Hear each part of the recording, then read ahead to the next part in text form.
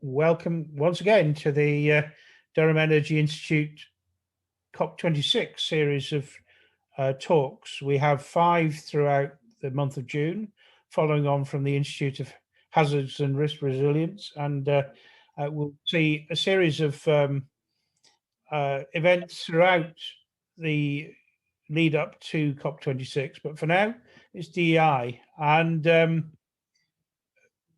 this week we have a double act, if you will. So you got a little bit of a performance from me, but mostly from my good friend and colleague, Alison Olds, who will introduce the topic of can we decarbonise the petroleum industry? Alison was a student here in Durham, undertaking a PhD with Simon Hogg, and that's when we first started to work together. Since then, Alison has worked within Bays and then moved on to Diageo as senior engineer, and most recently has ended up with the Scottish Environmental Protection Agency. So you might well ask what Alison's doing working on decarbonisation of the petroleum industry.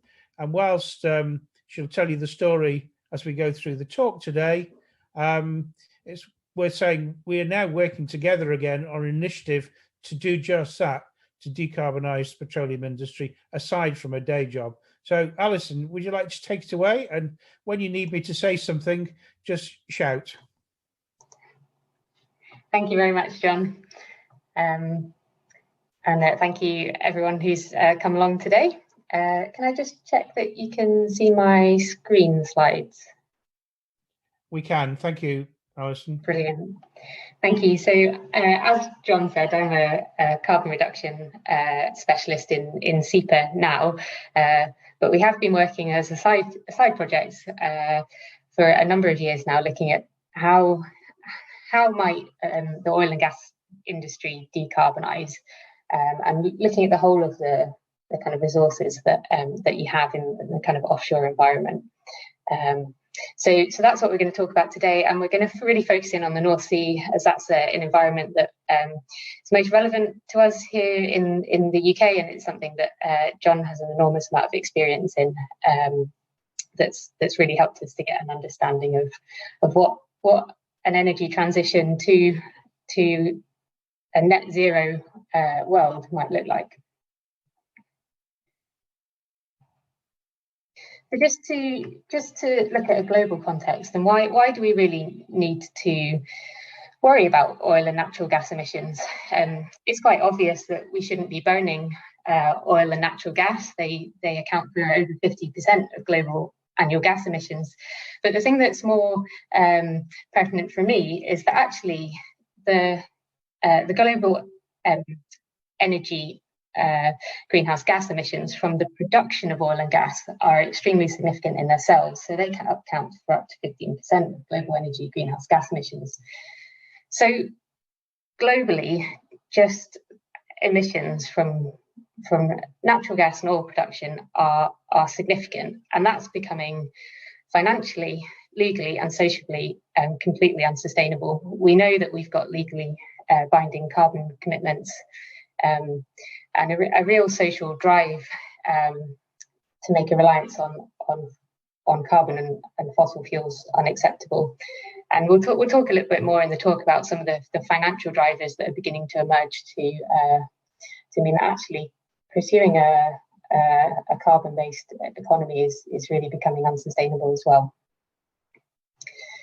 So just to look a little bit at the North Sea for a couple of slides, and we'll just look at the context of the North Sea and why it's really significant for us in the UK. So the North Sea is the region to the right-hand side of the diagram, or the east of the UK.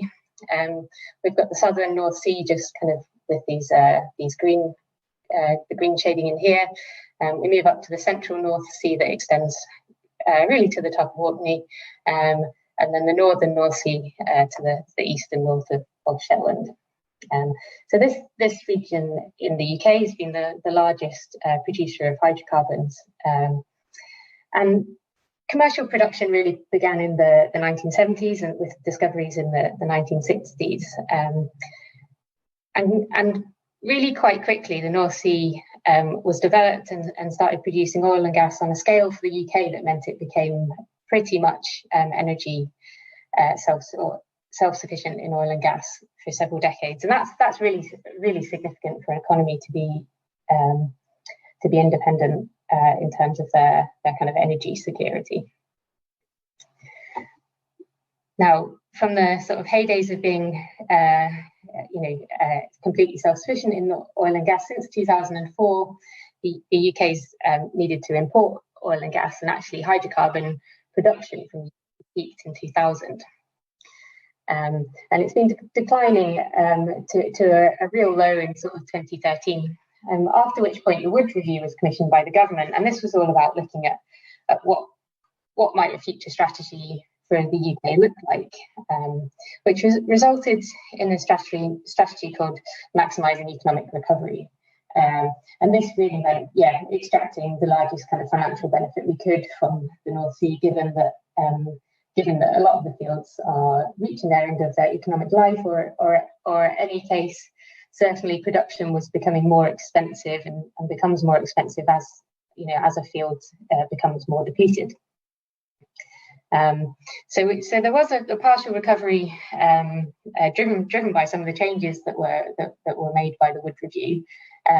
But if you look at the graph there in the right-hand side of the page, it's really showing that the Oil and Gas Authority, the OGA, are predicting declines in oil and gas production year on year by about 5%, at least to 2035. So the picture isn't one of a rejuvenating a North Sea. It's very much managing a decline. So if we're looking at a declining North Sea, why is it really still nationally critical and significant for us? Well, a secure source of energy is still significant and still exceptionally important for any nation. Secondly, employment. Even in 2018, 40,000 direct jobs being in oil and gas is nationally significant and important in many respects. And thirdly, but potentially the sort of largest financial cost factor is the cost of decommissioning. Now, this is a cost that will lie on both the taxpayer and private companies, and is an eye-watering figure of billions. So anything that can be done to mitigate the impact of that to taxpayers and private businesses in the country is of national importance as well. So I hope that gives you a bit of a flavour about where we are in the North Sea, and it's perhaps not a particularly rosy picture, but if we move on to talk about what the emissions look like from oil and production in the North Sea, we'll just have a look at how we tend to think about emissions on a technical level. So emissions from any organisation or any business that do produce carbon emissions are categorised into three scopes, and we've got them listed here in the order of magnitude. Now, scope 3 emissions are indirect emissions from the activities of an organisation. So in the case of oil and gas production, this really is combustion of the product. So once an oil and gas company has produced its natural gas or its oil, scope 3 emissions are those that come from the burning of the oil or the use of the natural gas. And scope 1 emissions are quite interesting. So these are the direct emissions from production of oil and gas in this case. So you might think about venting or flaring or any other kind of operational direct emission. And then finally, we've got scope 2, which is indirect emissions. And this is something that we'll spend a bit of time talking about today, because indirect emissions might be associated from electricity purchased. So if you've got an electricity connection to your oil and gas platform, the emissions associated with the production of that electricity would be classed as scope 2 emissions. It's worth noting that sometimes you might have generators on board, like an oil and gas platform, and in that case, when the electricity is produced directly by the organisation, then that would come under scope 1. So just to have a look at scope 1 emissions, these are our direct emissions from oil and gas production, I wanted to spend a bit of time talking about what the magnitude of those Scope 1 emissions are. And the best way that we can look at the magnitude of Scope 1 emissions in the UK is to look at those captured by emissions trading schemes. So that's ETS. Now, when we were in the EU, it was the EU ETS, and we've now moved to a UK ETS. Every oil and gas production facility that burns a threshold of 20 megawatts thermal of oil and gas as part of their production will be legally required to be part of the EU ETS, and can actually result in quite a large financial burden for the company. So we've got a table on the right there that just kind of gives the breakdown of costs in terms of tax and regulatory costs for Scotland and for the oil industry in Scotland. So you can see that we're moving from 2011-12 to 2015-16, but the trend does extends further than that. This is just the data we had available. Now, during this period, the carbon price has consistently risen, but the free carbon allowance, which you would have as part of an emissions trading scheme, has also fallen. So in an effort to kind of drive a reduction in carbon emissions from industry, all industry as part of an emissions trading scheme, you get a lower and lower free allowance, so free carbon emissions per year. Now, what the combination of these two factors has meant that there's a higher cost of carbon per unit of oil and gas production year on year. Simultaneously, and partly driven by some of the changes that we discussed from the Wood Review, there's been a decrease in taxation, but also revenue from corporation and petroleum tax. So, as well as the actual cost of carbon from EU ETS increasing proportionally, it's played a much more significant part of taxation and regulation in the UK. So, I think it's worth reflecting on that. You know, as the cost of carbon increases, and proportionally, it's a larger part of your regulation and tax costs in a nation. You're beginning to see financial drivers that might push companies to really start to practically consider how you're going to reduce those costs, and how you're going to reduce those costs is to decarbonise. So just another thing I wanted to discuss, as well as the kind of cost of carbon to the company, is actually what is the significance of oil and gas production emissions to the UK and in Scotland. And this press release from the Oil and Gas Authority in May 2020 really caught my eye. It sounded really good. So the North Sea's got a lower carbon footprint than many of our competitors, and particularly compared to imported LNG. Now, actually, if you think about that, UK produced natural gas, it's much closer to home. Really, very logically, it should be an awful lot less than natural gas that's being compressed at an energy cost and then shipped over to us. So, yes, UK natural gas has a lower carbon footprint than LNG, but interestingly, it's still higher than imported Norwegian natural gas. But these carbon intensities, I think, can be a little misleading. If we then take that production figures from 2018 and use those carbon intensity figures, you get a number associated with natural gas production. That means there was 4.9 million tonnes of CO₂ equivalent emitted in emissions. Now, in comparison to Scotland's national emissions, which were about 41 million tonnes in 2018, that's then looking like 10% of Scotland's national emissions, and actually that's well over 1.5% of the UK annual emissions in 2018 as well. So while there might be a relative intensity that's better than other places, it's still not sustainable, and it's a significant part of national emissions. So another driver for change. Interestingly, while I was perusing the Oil and Gas Authority's press releases, Change had come quite quickly. By December 2020, actually, our carbon intensities are no longer relevant. What we need to be looking at is zero carbon emissions per unit of oil and gas extracted.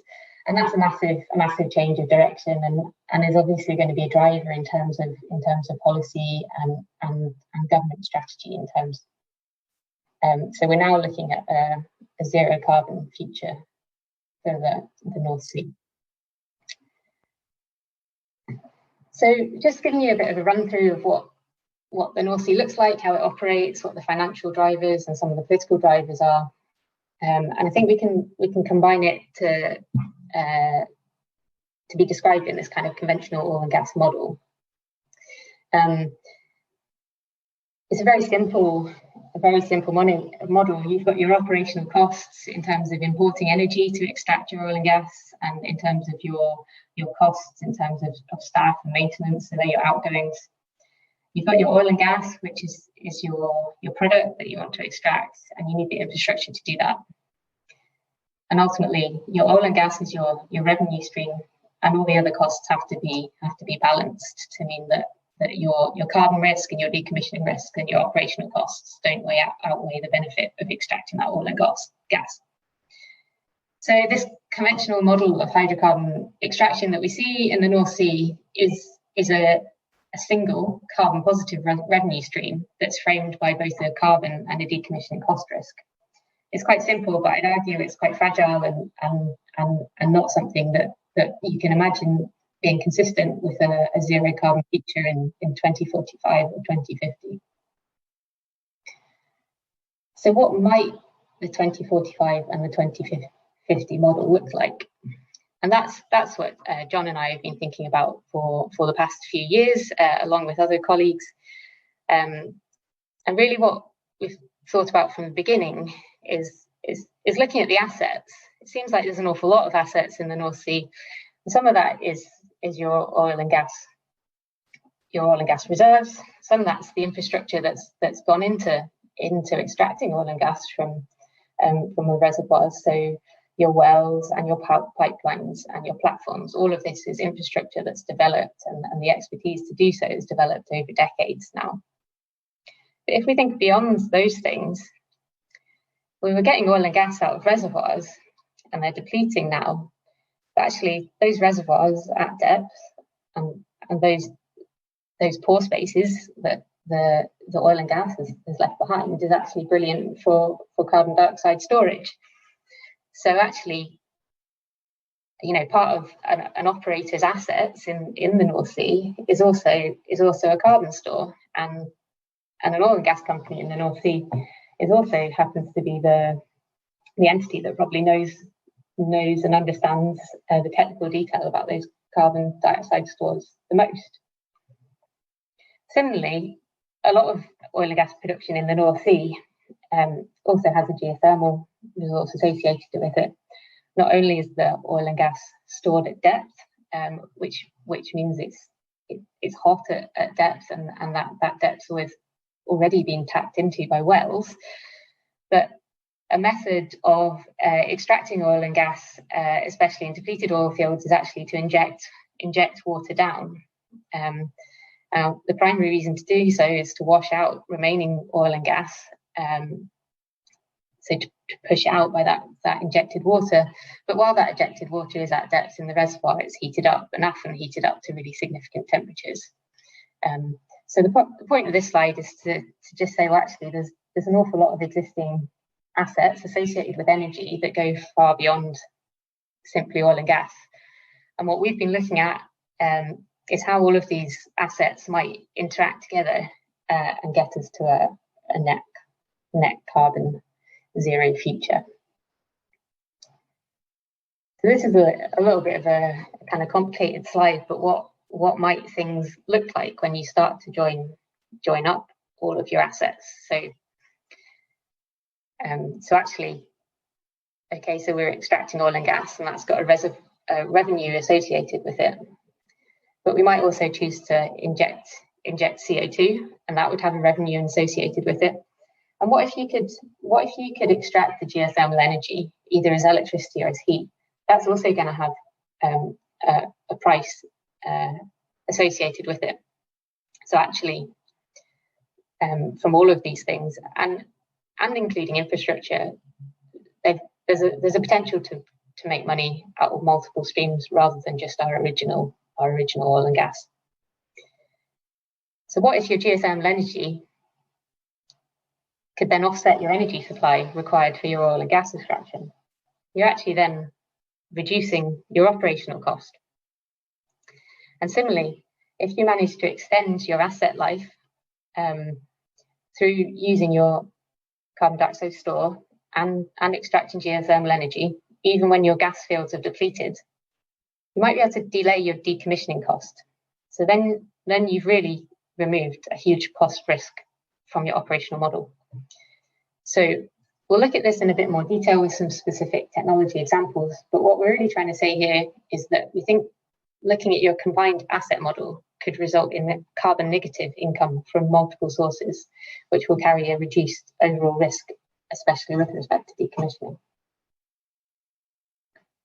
So we're going to talk a bit more about the specific technologies that we might use, particularly to harness this geothermal energy, and to look at how carbon dioxide might be stored in the North Sea over the next few slides. So as I mentioned just a few minutes ago, hot water is a product of oil and gas operations in the North Sea. So we're trying to extract the last bits of oil and gas from a depleted reservoir. So we're injecting cold water down and getting hot water out, often in temperatures above 100 degrees and typically very large flow rates. So we're going to look at a technology called organic Rankine cycles, which is just one of a number of technologies that might be able to be used to extract power from hot brines. So the organic Rankine cycles are a mature technology and have been in commercial deployment since the 1980s. Extensively deployed, particularly across Europe, in kind of waste heat recovery applications, biomass and geothermal applications. Now, what these sources of heat have in common from other kind of power generation applications is they've got a lower temperature of the heat, so they're a lower grade heat source than might typically be used for power generation. Now, in conventional power generation, a steam Rankine cycle might be used. When I talk about an organic Rankine cycle, it's exactly the same process as a steam Rankine cycle. The only difference is the steam that is replaced with an organic fluid. So an organic or any Rankine cycle is just a series of processes that we might start by pumping our fluid up to a temperature, pressure, and passing that fluid through a heat exchanger, so it takes on the heat from a heat source and would vaporize. Now, by expanding that vapor through a turbine, you generate mechanical power, which can then be hooked up to a generator to create electrical power. That fluid would then be condensed and then recirculated around that cycle. So that's been used for decades in a steam context and slightly less longer with organic fluids. Now, the advantage of organic fluids is they've got lower boiling points, so you can use lower grade heat sources. So that's a bit of a technical introduction to what an organic Rankine cycle is going to be. And over the next few slides, John is going to give us a bit of a picture about how they might be able to fit into an application in the North Sea. Thanks. Thank you very much indeed, Alison. Hollow when you want to come back in. I might just waffle on for too long. So my introduction, my thought process around what you could do with hot water goes back to a return in 1997 to Colombia to ostensibly buy a little slice of what was a very large and old field called Cañón Limón.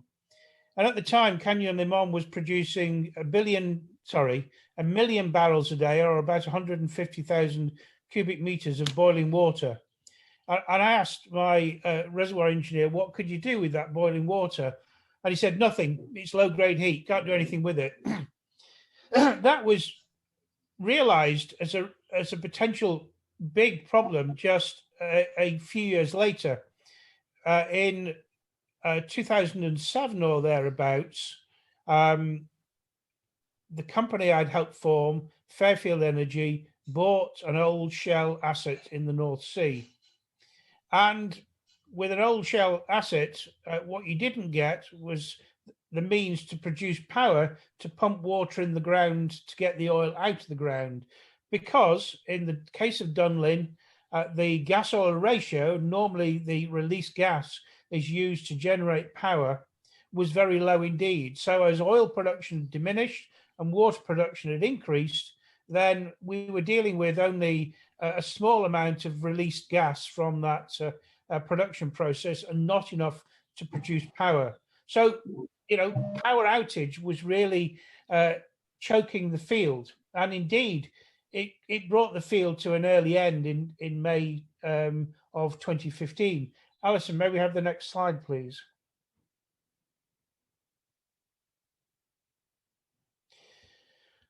We looked at a number of possibilities. In order to maintain power, what we were doing was transshipping diesel.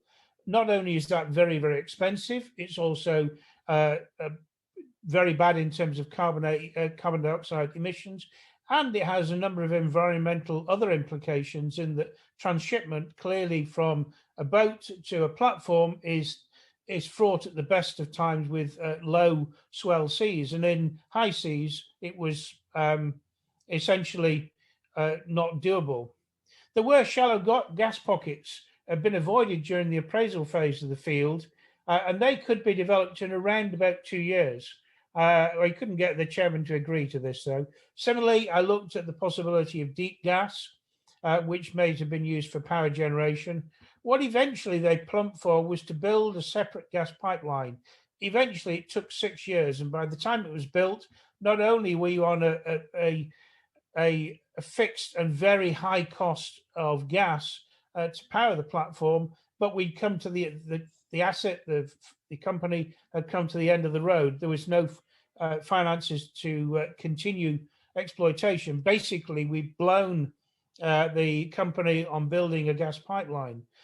What wasn't done, and what could have been done in less than a year, is exploit the co-produced water. Because at the time, Dunlin was producing in the order of about 300,000 barrels or around about 50,000 cubic meters of boiling water per day. And can we have the next slide, please, Alison? In order to, and this is done in retrospect. I only did this work once I'd arrived at Durham in preparation for a publication and a book. But what I thought to do is, what were the consequences of that loss of production? Not simply in terms of, we know the field has now been abandoned, but can we calculate what went on? So basically, I looked at the production profile, which is the blue curve here, through the latter period from 2002 through to 2014-15, and fitted a decline curve to that, which is in red or thereabouts. We know when the pipeline was installed around about 2013, and therefore any downtime from then until abandonment was not due to power outage. And I use that ratio of downtime to, if you like, allocate previous downtime in terms of what could be attributed to power outage and what was down to other factors. So if we go on to the next slide, Alison, please. And that's what it looks like. So you see from 2013, all of the downtime effectively and lost production is due to non-power problems. And the red block of data is all due to unavailability of power. I integrated that using the oil price over the period of time. And if we go to the final slide in this section, well, it adds up quite nicely. So heading for something like $1 billion of lost revenue by not adopting the power water for power process which could have been done in year one. Moreover, if we'd have looked at and I haven't done this particular calculation, but the emissions associated with the burning gas for power generation are very high indeed. Similarly, those associated with flaring when you have excess R2. And even worse, once you look at the diesel period. And so not only could you have saved yourself in terms of lost revenue of the order of $1 billion, but by installing the hot brine for power, you would also have cut emissions dramatically. And I think the next slide is where you pick up the story again, isn't it, Alison? Yeah, I can do. I think this was one of your slides, but I think from what John has said there, it's just a really nice case study of why brine geothermal might have been a solution for the Dunlin field. And as John said there, removing the need to burn oil and gas is both a saving in terms of operational cost as well as emissions reduction. There were a couple of extra twists, weren't there, Alison? I'd forgotten those. Of course, if you take heat out of the water, you get cold water. And by injecting cold water, you can reduce the power requirement further because you can get thermally induced fractures, which would reduce the pump pressure required for injection. But also, because the water is colder, it's more viscous, and that will improve the mobility ratio with the oil and therefore improve sweep efficiency. So it really does help both remove emissions, not all, but many emissions, and help maximize recovery. And therefore, as Alison said a few slides ago, extend field life and defer that really scary abandonment cost. Yeah, and some of the work that I did with John, especially when I was doing my PhD, was try and quantify the scale of opportunity. Now the graph that you see on the slide here was a look at some of the fields in the Brent province, and Dunlin is on the slide. And what you've got here is mass flow rate of brine produced on the y-axis, temperature along the x-axis, and then the potential power output from hot brines with an organic Rankine cycle is in the shaded colour there. It's possibly a little bit misleading with all the blue on the scale there, but actually this is a megawatt scale up the side. So even this kind of medium to dark blue here is a 10 megawatt scale. And for Dunlin, I think we got a figure that was around about 6.5 megawatts of electricity that could be generated from the around about 99 degree C hot water at 283 kilograms per second. Now, while I'm not entirely sure of the power requirements on Dunlin, but certainly in that megawatt scale, it's enough to offset a significant amount of the power requirement. Yeah. It was about 50% or so, or it would have been about 50% or so, Alison. Thanks, John. Yeah, so what we're looking at is, a genuine scale of opportunity that's meaningful in terms of trying to decarbonise the power requirement of a platform. So we've looked at a method of decarbonising the power requirement of a platform, but if there still are residual CO2 emissions or carbon dioxide that could be sequestered that could come from onshore. The other role that the North Sea has to play in decarbonisation is actually sequestering some of our carbon emissions that are unavoidable. Now, because the UK's got such a developed oil and gas industry, it also means that it's very well placed to understand its subsurface assets in terms of reservoirs, and there's been several kind of scoping studies that have been commissioned by the UK to kind of look at the potential carbon sites, carbon storage sites, and these are in oil and gas assets, I guess we can describe them. And significantly, there's a UK FEED study on the Endurance site, which is that large yellow blob near the northeast of England there. and then also the Goldeneye field up here, and this is the field that the Acorn project is planning to sequester carbon in the next few years. But I think John's going to give us a bit more information and a bit more of the story behind the endurance field. Thanks, Alison. Yes, there's in the order of 400 oil and gas fields which have been developed on the UK continental shelf, a few west of Shetland, of course, and around about the same number of sites which have been, so 400-ish, which have been identified from the point of view of saline aquifers in which CO2 could also be stored. And these have been studied in various levels of detail. One particularly well developed story, though, is around the endurance structure in the southern North Sea. You'll see on the left-hand graph, left-hand map rather, that I've outlined the endurance structure adjacent to a couple of gas fields. So it overlaps slightly with the deeper and older Garrow field, which is in Permian rather than Triassic rocks. Endurance is a very big structure. It was drilled early on in the days of gas exploration, but didn't find any gas within the dome-like structure of the Triassicans, for which you can see in the seismic cross-section. Significantly, endurance was chosen by the National Grid Carbon team back in the early part of this decade as the site for an appraisal well for CCS. The appraisal well was drilled in 2013. It was much, the quantity and quality of the data collected was superb, unlike in the petroleum industry where you tend only to core the reservoir. A core was taken through the seal rock, what will act to keep the CO2 in the ground, and loads of work done on things like rock mechanics and so on, and then through the reservoir.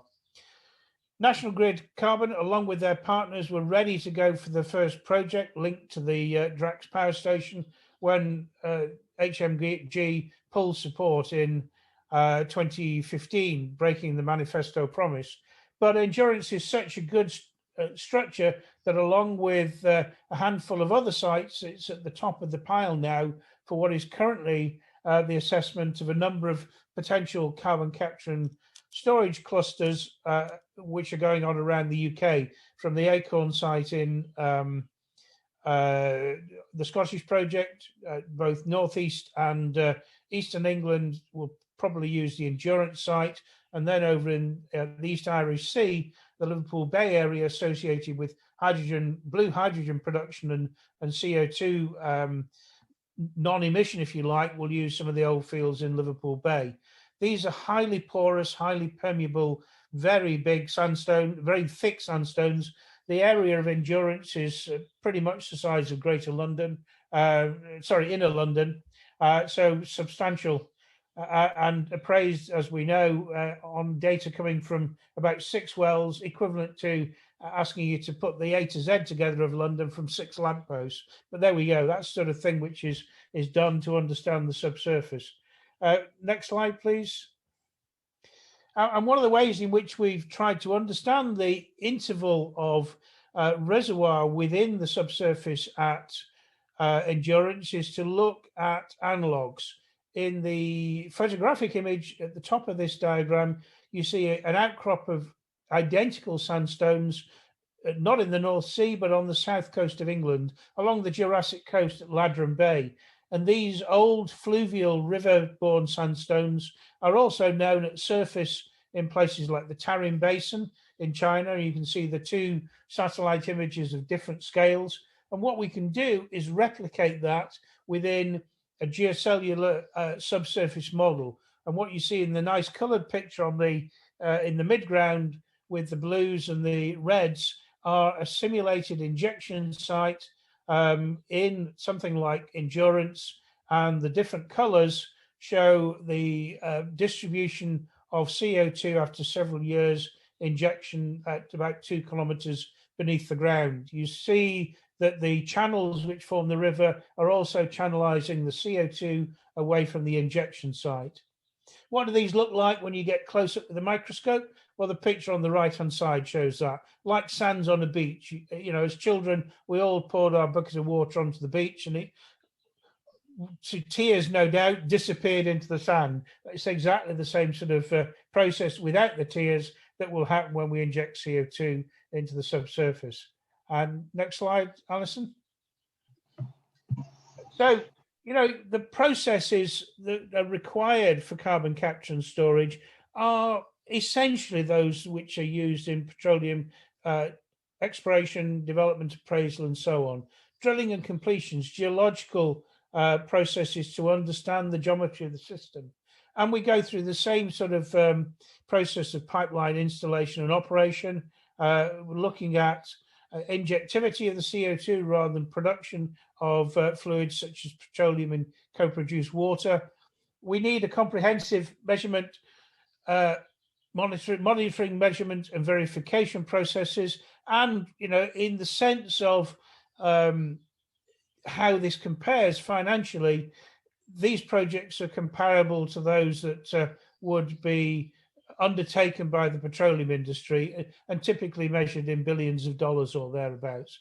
The key thing is that the petroleum industry, for me, has the skills, the know-how, and the big project finance are all there. They know how to do this. And as Alison said in one of the earlier slides, you know, we've got a workforce of 30, well, it slipped a bit from her figures, now 37,000 people working directly with the North Sea oil and gas, a further 250,000 in the supply chain and associated industries, and a system in the North Sea where we understand the pore space better than us and the Norwegians and Dutch, I should add, better than any other basin globally, worldwide. So in terms of being able to store CO2 safely here for decades or millennia, we're certainly onto it. Next slide. Sure. So I think let's combine the two, Alison. Let's work the two fluids together. All yours. Absolutely. So what we just heard from John there is about, you know, keeping the carbon dioxide in the ground and leaving it there. And what you heard from me earlier was how we might inject and produce water. But what about if you inject some CO2 and produce some CO2 and then use it for power generation? And it's this concept of carbon plume geothermal, which we need to credit Martin Saar from ETH Zurich with, is really a combination of these two ideas. And it's neat because in one system you've combined your potential decarbonisation of your electricity supply, and also your potential revenue stream from that, and then also your potential revenue stream from carbon storage.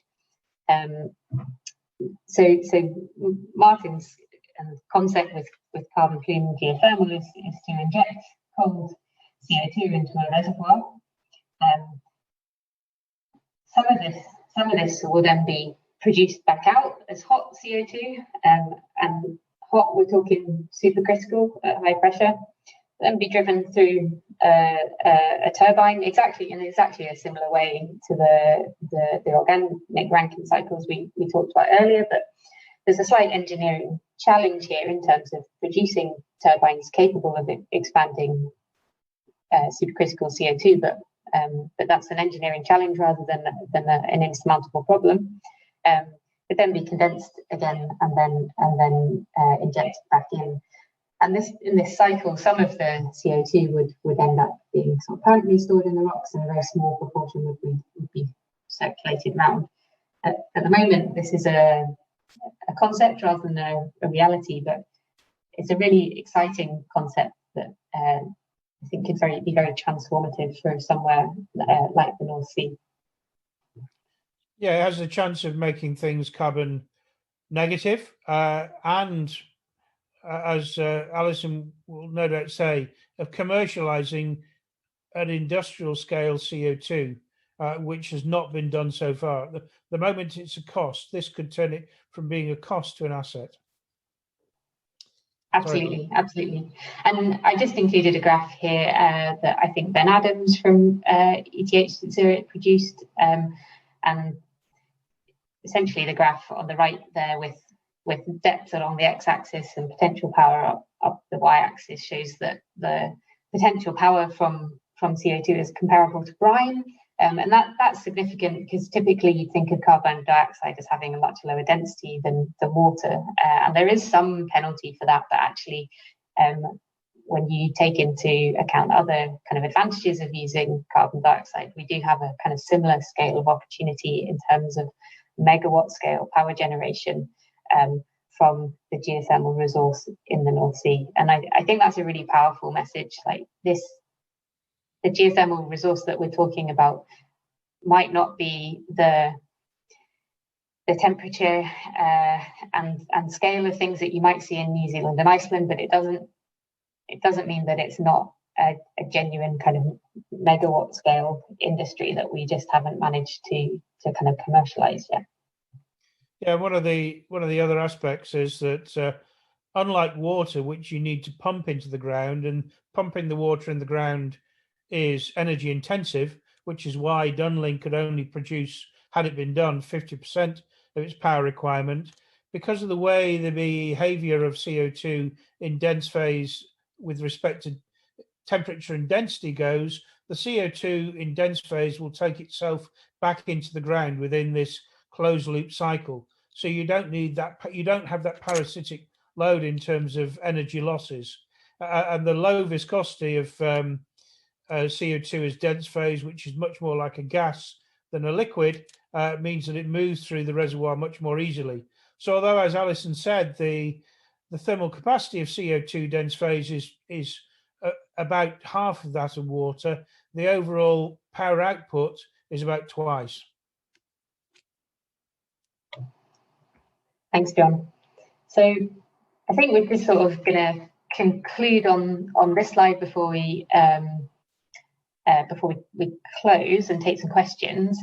And really, I think what we've talked about over the past hour is not just physical assets that the North Sea has beyond those kind of traditional oil and gas reserves and the geothermal and carbon stores and infrastructure, but we're also sort of beginning to touch on and discuss in a more meaningful way how the skills that exist in the UK in terms of understanding the subsurface and how that might contribute to decarbonisation, but also some of the economic drivers in terms of the carbon price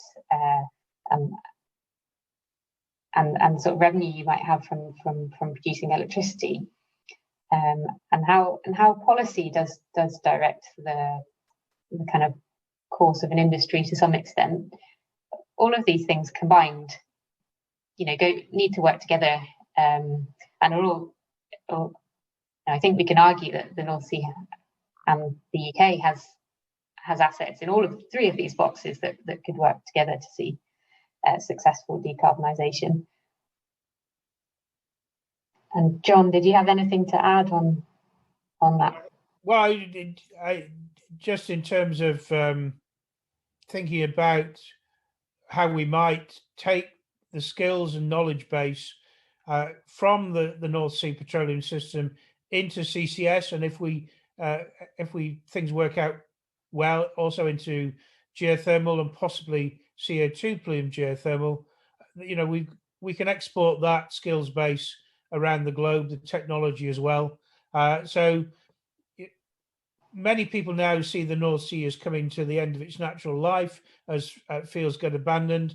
This could be the next life for the North Sea and continue the revenue stream for the UK. Thanks, John. So we'll just conclude with a bit of self-promotion, I guess, but in light of the kind of topics that we've discussed as part of this talk, where we have set up a not-for-profit company called Shift Geothermal, and really the aim of Shift is to really be a voice and a an enabler for the decarbonisation of energy, particularly in the North Sea through sustainable geothermal solutions. And part of that means that we are looking at technologies like organic Rankine cycles and carbon plume geothermal. And you can see the full team down the bottom there. And it's worth noting that we're from a variety of backgrounds, but a significant amount of expertise in the North Sea.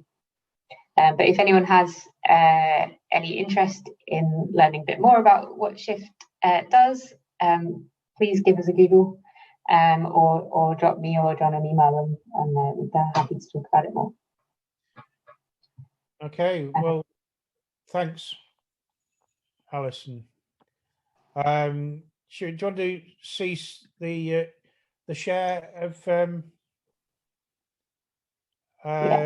the screen? There are a couple of questions up. Well, there's one from Chris Sladen.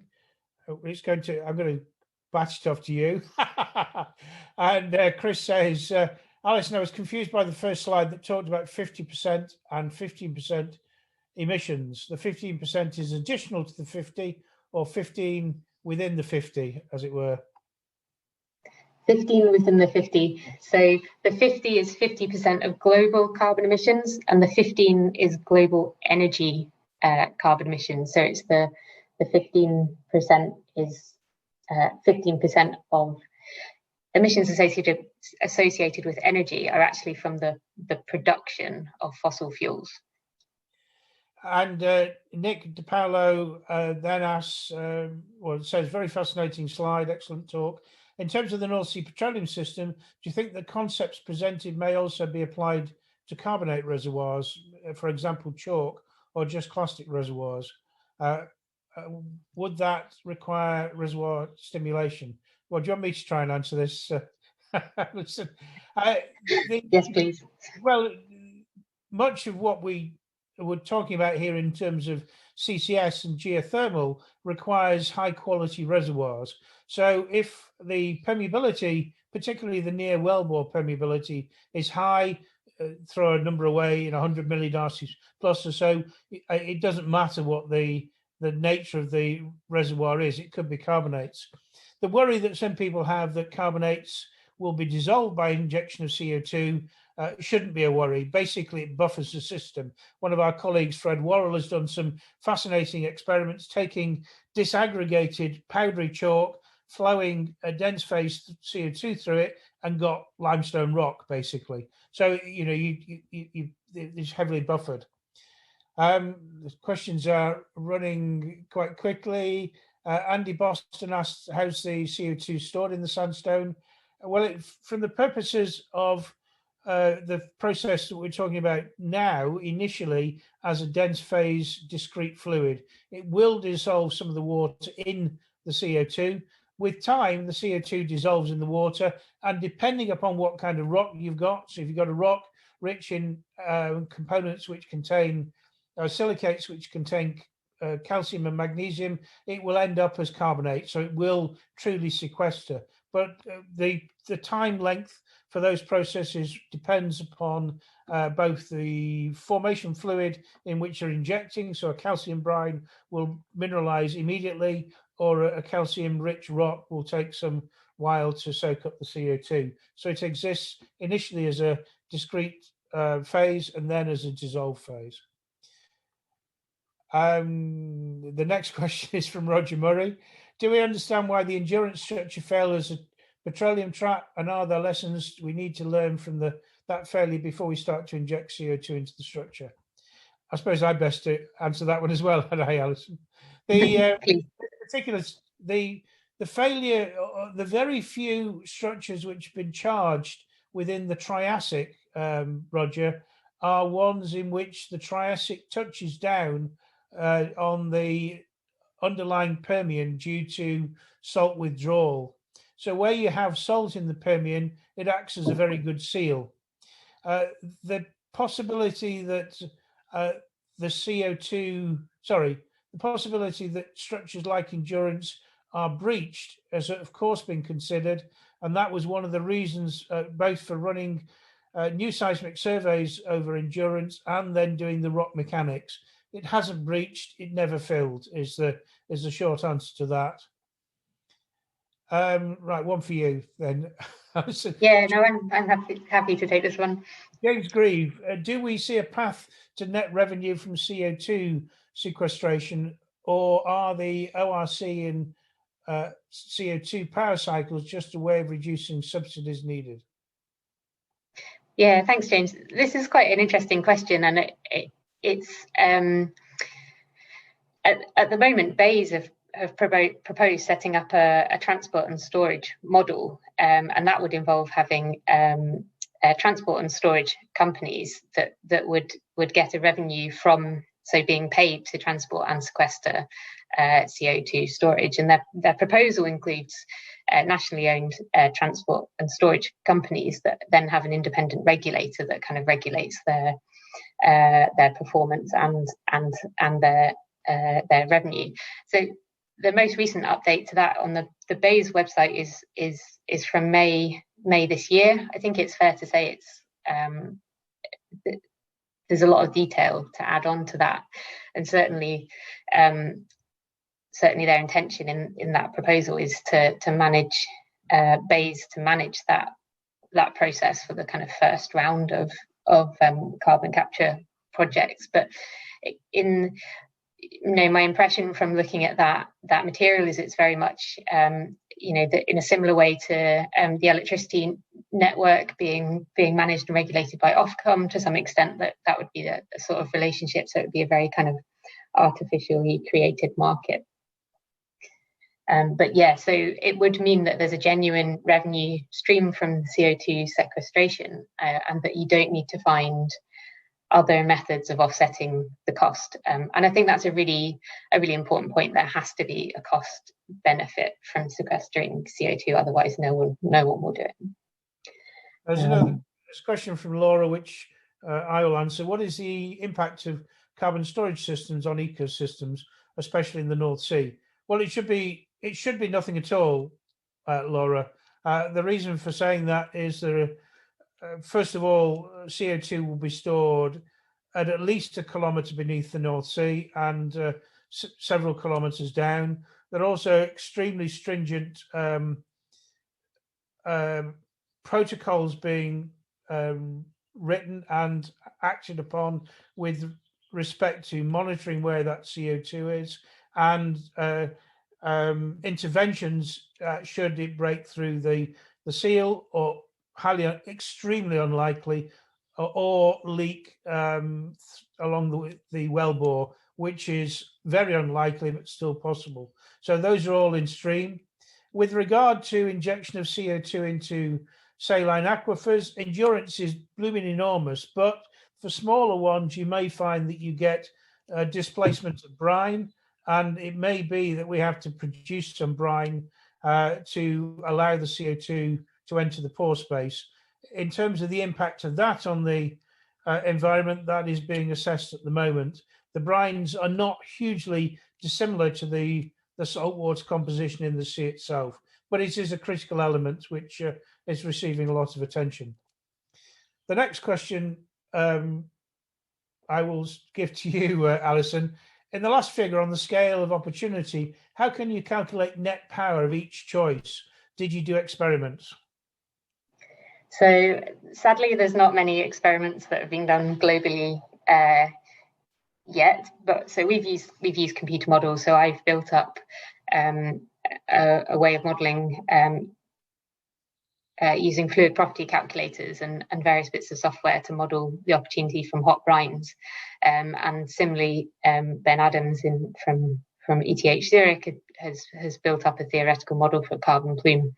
There have been some examples of scale experiments with the hot brines and generating power from that, but I think we're still waiting to see a kind of demonstrator megawatt scale for both hot brines and carbon plume. Alison, I see you need to go to another meeting. So I apologise. I will pick up the last two questions and thank you very much indeed.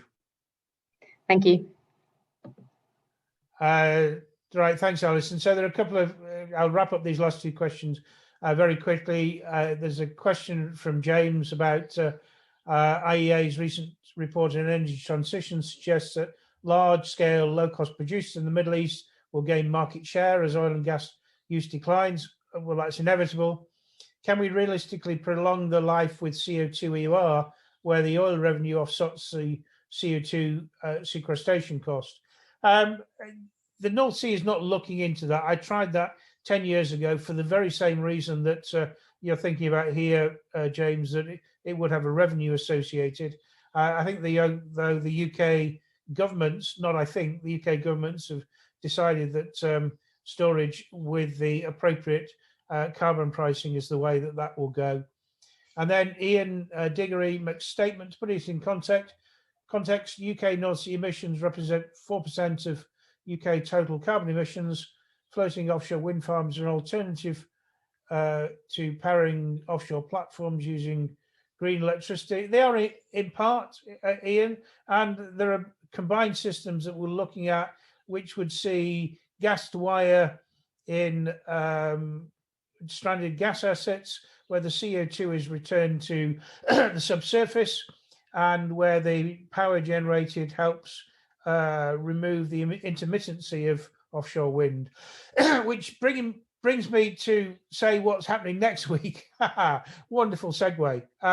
So it's Offshore Wind Week next week, and we have a presentation from Tony Quinn from the Offshore Renewable Energy Catapult Live, and a panel which comprises himself, along with Ben Sykes from Ørsted, a country manager for Ørsted, and our own Simon Hogg, Professor of Offshore Renewable Energy, and Louise Smith, who's the Director of Project Aura, the huge offshore wind development managed from Hull.